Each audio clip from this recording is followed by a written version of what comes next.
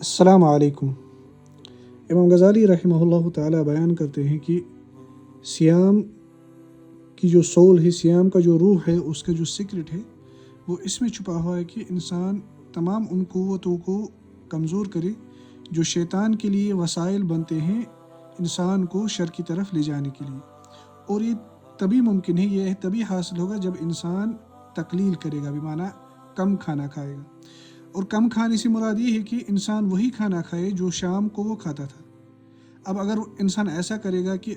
جو وہ دن میں کھاتا تھا اس کو شام کے کھانے کے ساتھ جمع کر کے سب کھائے گا، تب تو وہ اپنے کھانے صوم سے، اپنی سیام سے، اپنی روزہ داری سے بالکل نفع حاصل نہیں کرے گا۔ بلکہ آداب میں سے یہ ہے کہ انسان یہ بھی کرے کہ دن میں وہ کثرت کے ساتھ نہ سوئے، تاکہ اس کو بھوک اور پیاس محسوس ہو اور اس کو اپنی قوت کی کمزوری کا شعور ہو، تبھی اس کا دل جو ہے وہ صاف ہوگا، وہ پیورٹی حاصل کرے گا، اور رات میں بھی یہی معاملہ کرے، اس کو کنٹینیو کرے رات میں بھی، کہ انسان رات کو بھی کمزوری محسوس کرے، یعنی انٹرنل کھانے کی کمزوری، جس سے انسان جو ہے خفیف محسوس کرے گا، ہلکا محسوس کرے گا جب وہ کم کھائے گا، اور انسان پر تہجد اور اوراد و اذکار رات میں کرنا یہ آسان ہو جائے گا۔ تبھی امید ہے کہ شیطان انسان کے دل کے ارد گرد نہ گھومے، اور اللہ تعالیٰ کی اجازت کے ساتھ انسان زمین و آسمان کی ملکوت دا ہیونلی ریلز کی طرف نظر ڈالے۔ اللہ تعالیٰ کی جو آسمانوں کی بادشاہت ہے، آسمانوں میں جو اسپریچول ڈائمینشنز ہیں، اسپریچول ایکٹیویٹیز ہے، جو اتھارٹی ہے، الہی حقائق ہے، وہ انسان پر منکشف ہوں گے۔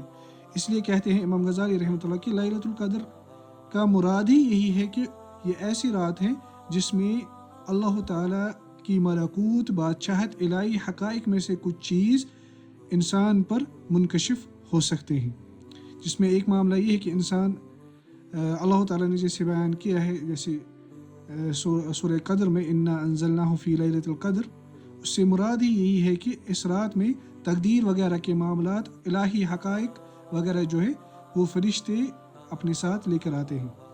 پھر امام غزالی کہتے ہیں وَمَنْ جَعَلَ بَيْنَ قَلْبِهِ وَبَيْنَ صَدْرِهِ مِخْلَاةً مِنَ الطَّعَامِ، اب اگر انسان ایسا کرے گا کہ وہ کھانے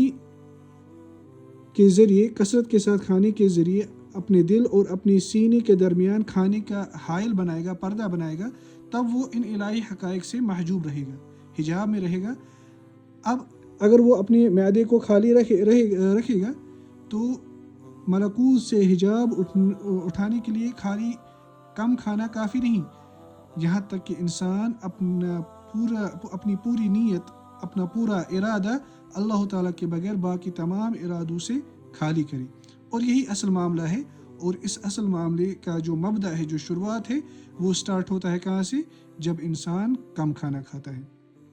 السلام علیکم ورحمۃ اللہ وبرکاتہ۔